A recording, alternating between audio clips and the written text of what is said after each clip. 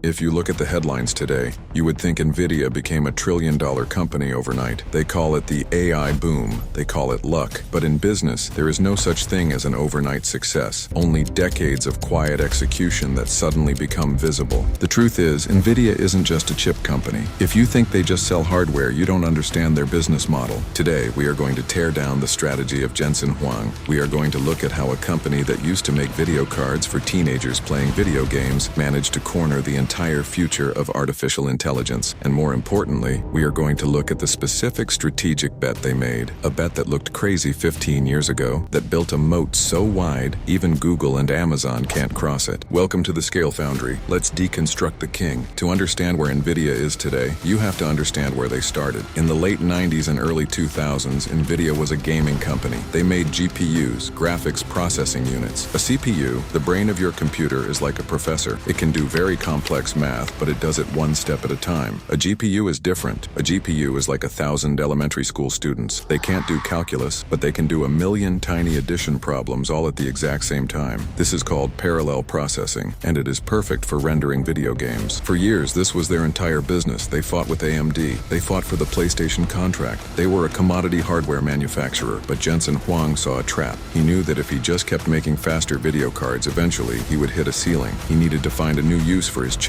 He needed to pivot from a toy company to a tool company. In 2006, Nvidia made a decision that confused Wall Street. They launched something called CUDA. Before CUDA, programming a graphics chip was incredibly hard. You had to write code in complex graphics languages. It was a nightmare. So Nvidia did something brilliant. They built a software layer, a platform, that allowed any developer to program their chips using standard code. Suddenly, scientists didn't need a supercomputer. They could buy a $500 Nvidia card and run physics simulations in their dorm room. This was the masterstroke. Nvidia stopped selling hardware. They started selling an ecosystem. For 10 years, this didn't make them much money. Wall Street hated it. They said, "Why are you spending billions on software for scientists? You sell video games." But Jensen ignored them. He was building the platform strategy. He knew that if he could get every researcher, every student, and every engineer addicted to his software, the hardware sales would follow. He wasn't digging for gold. He was selling the only shovel that worked. Then the luck happened. But remember, luck favors the prepared. Around 2012, researchers discovered that deep learning, the foundation of modern AI, required massive amounts of parallel processing. The exact same math needed to render a video game explosion was the math needed to train an artificial brain. And because Nvidia had spent 10 years building CUDA, they were the only option. When the AI revolution started, nobody asked, which chip should we use? The code was already written for Nvidia. To switch to a competitor like AMD or Intel, companies would have to rewrite millions of lines of code. This is what we call switching costs. It is the most powerful moat in business. Nvidia didn't just have the best chips, they had the only language. This brings us to today. Nvidia is no longer just selling chips, they are selling the entire data center. They realized that the bottleneck wasn't the chip anymore. It was the cables, the networking, the cooling. So, what did they do? They bought Mellanox for $7 billion.